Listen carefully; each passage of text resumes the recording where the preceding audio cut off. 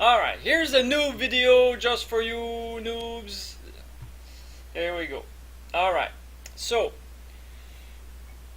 we're gonna go through all the champions for the noobs. Season 5.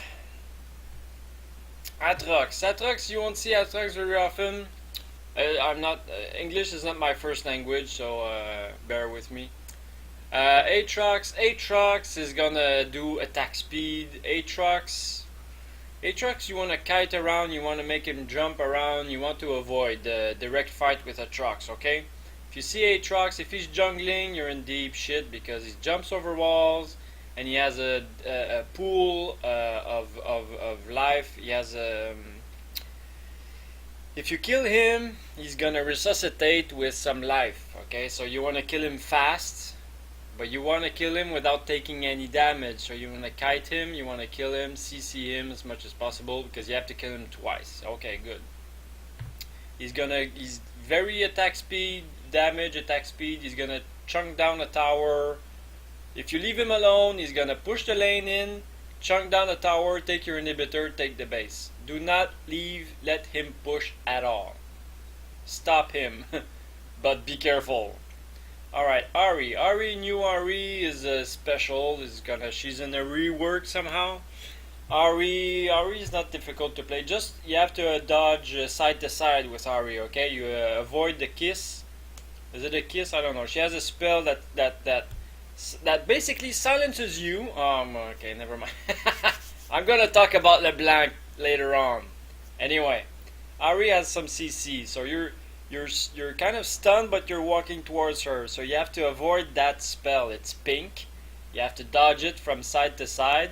Her Q is gonna hurt going in, going out, so you have to dodge that side to side. And basically, you shut down Ari. You just kill her when you get the chance. When she's out of mana, she's dead. Akali is a special champion.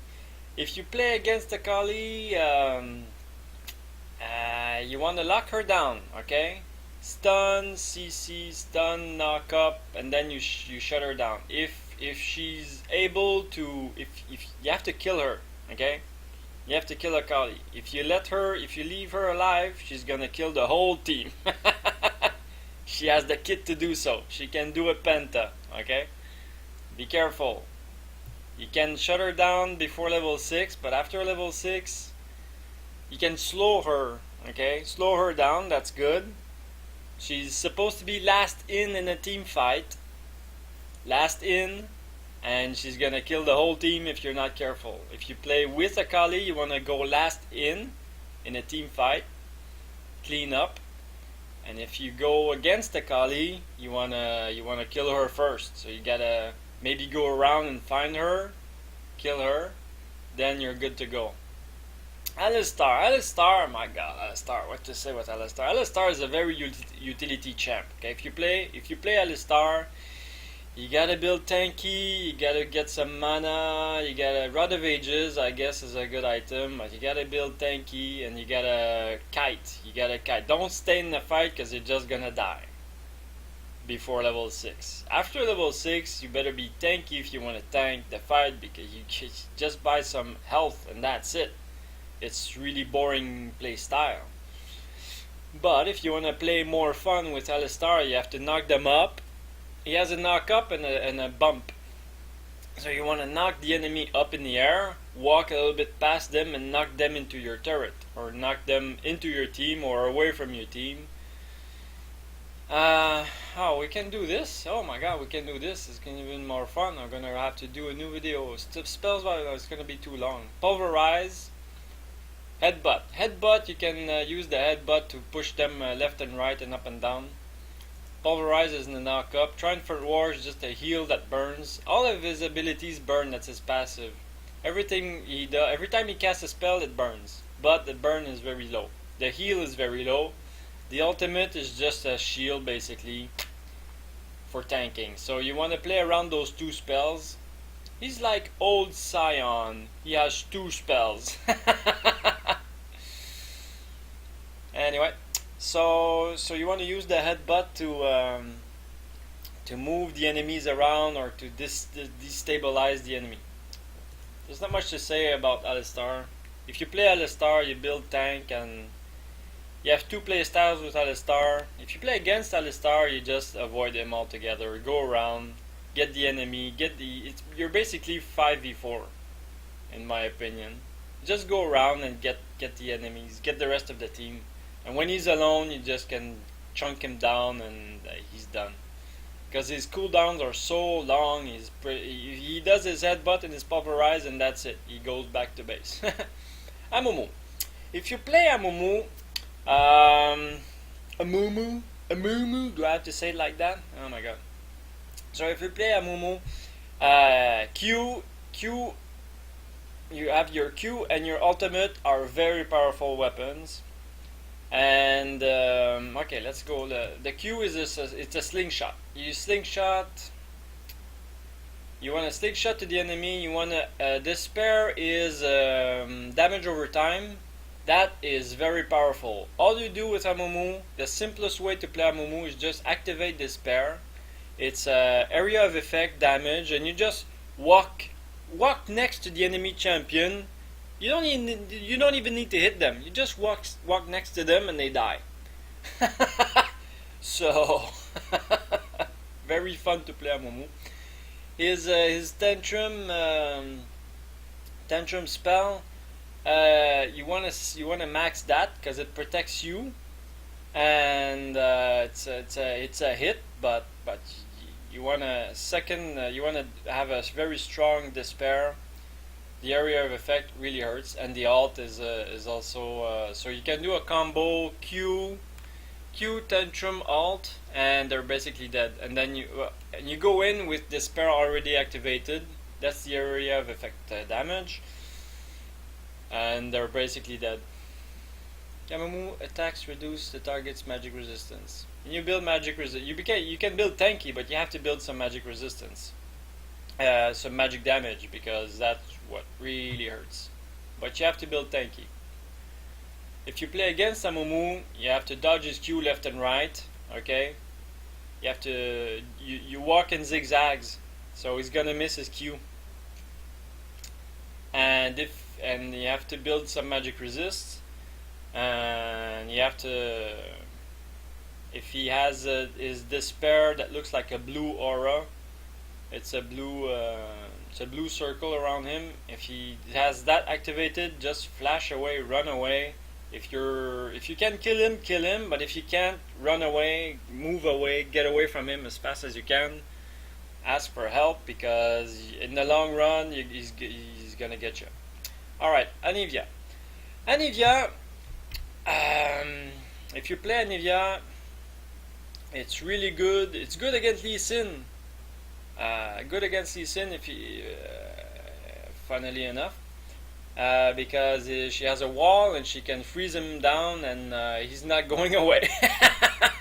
If Lee Sin attacks Anivia, there are good chances he's gonna be dead, because he's gonna be frozen in place, and she does with her ult and her bolt. It's a combo that does at least half damage on any champion. So plus they're frozen in place. So and she has a wall, so you're not getting away. And she's gonna do another spell, and you're gonna die. So Anivia is freeze. You gotta wait until if you play Anivia, you gotta wait until be patient till level 6, and at level 6 you have a circle of frost and a bolt. Which they don't show. I don't want to show the spells, the abilities. There's the wall, there's the flash, that freezes, and the frostbite is a spike, so you can do glacial storm, that looks like this, frostbite, and then they're half dead. And then you can do a wall to stop them from leaving, or to allow you to leave. Plus you have a passive that it's like a rebirth. What do they call? It's a death. Anyway, it's a rebirth like Atrox and Scion and some other champs that we'll see in about 2 minutes. So, if you play against Anivia, You want to avoid the ult, the glacial storm. You want to stay away from that, outside of that at all times. You have to chunk her down really fast. Don't go alone against Anivia, you're gonna be dead. You have to go 2v1, 3v1 against her at least. But it's a champ that you can go around and get the rest of the team, so it's not that bad. Annie. If you play Annie, you wanna be quick, you wanna use flash, you wanna crank your stun. You want to use the disintegrate, incinerate. You want to use your shield to crank your stun, and then once you have stun, you go flash Tibbers on the enemy, and GG, he's dead. Because you go flash Tibbers, he's stunned, he lost 25% of his life. Then you go incinerate, disintegrate, and they're dead. If you play against Annie, what you want to do is if she has the swirling around that indicates that her stun is ready, you want to stay away, unless you can sustain that burst of damage. Fine, you need a ton of magic resist and a ton of life. Otherwise she's gonna flash Tibbers you and you're dead. So the way to kill Annie, that's another champion that you need to go around, kill the rest of the team, and then you go on Annie 2v1, 3v1, 4v1, 5v1 if possible. But it's a champ you want to avoid. If she doesn't have the stun ready, you kill her. Bam! It has to be lightning fast and you're good to go. Ash holds a special place in my heart. Ash abilities. Ash is another Frost champion. I wish Riot would bunch them up into Frost champions and Poison champions in the selection portion of the game. That would be really nice. It's just a dream I have.